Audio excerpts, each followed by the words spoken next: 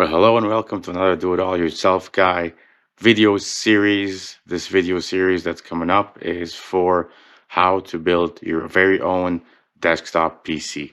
So a lot of you might think that building a desktop PC is a complicated task. However, it's actually fairly straightforward if you know the components and you know how to assemble them and how to check compatibility between all the parts that go into a desktop PC. So there's a bunch of advantages for building your own desktop PC. One, you're actually going to save money. If you buy a readily made assembled PC, you're likely paying a little bit extra for just the fact that it's ready to go. But if you buy your own parts and components and assemble them yourself, you're likely going to save a few dollars here and there on every component and therefore save money on the overall assembled PC.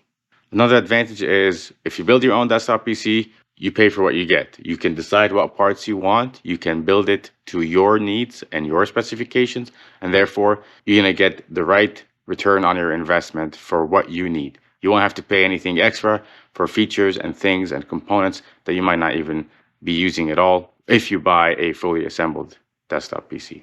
In my opinion, the best thing about building a desktop PC is the fact that you get to do it yourself.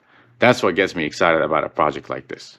As you do it, you are definitely going to learn a lot. This is going to be my fourth desktop PC that I've built in my life, and every time I've done it, I've learned something new.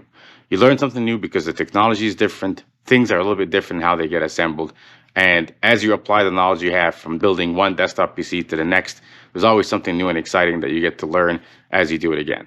So my goal with this video series is to show you all the steps, all the components, describe what goes into a desktop PC, talk a little bit about the specifications of each part and how to make sure that they're compatible together, and how to buy the parts from possibly different vendors so you get exactly what you want and you make sure at the end that your components are compatible and they're ready to go.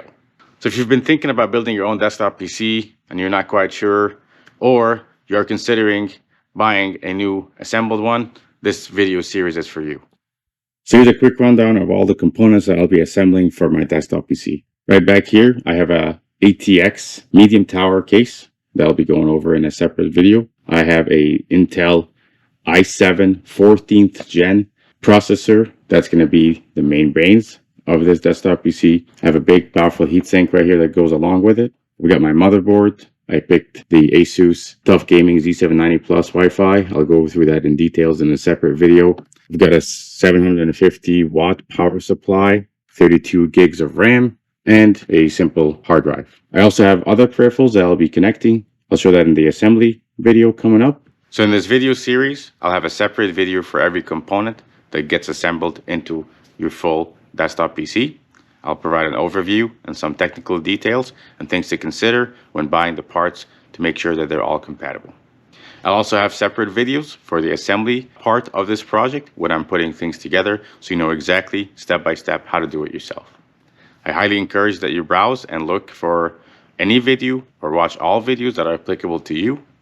And I hope you find at least one thing in one video that you will find helpful. Please leave comments below if you have any feedback for the videos themselves or things to share with others that can benefit other projects like this. Please leave them in the comments below.